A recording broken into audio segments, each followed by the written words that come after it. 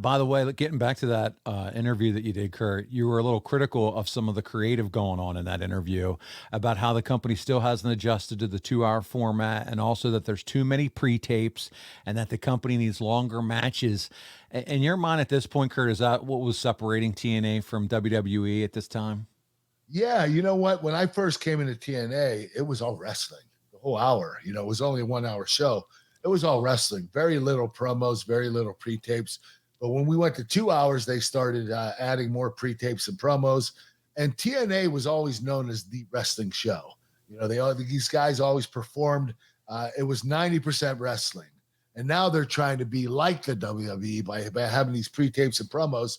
And that's what separated us from the WWE. So it was, I wasn't crazy about all the promos and pre-tapes because I did like it being 90% wrestling. I really did.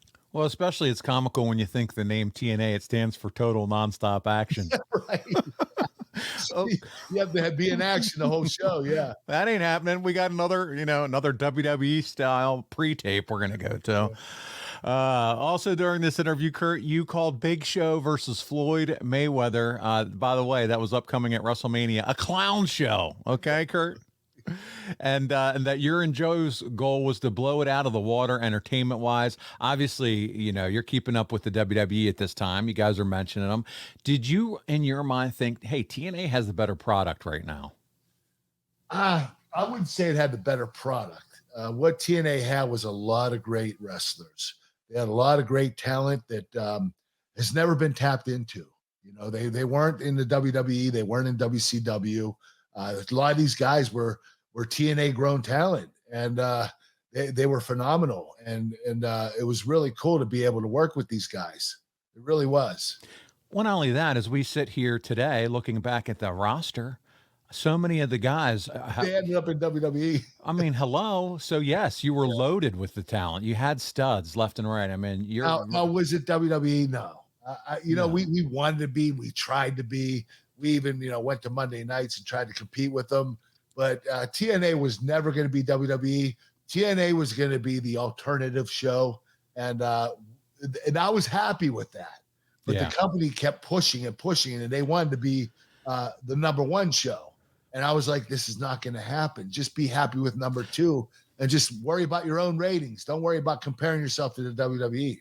Yeah, and my point was, it wasn't because there was a lack of talent, because that roster was always very impressive. It was. It's crazy because when I went down there, I didn't know 99% of the names. I never heard of them, seen them, and I'm watching the show, and I'm like, holy crap, these guys should be signed with WWE.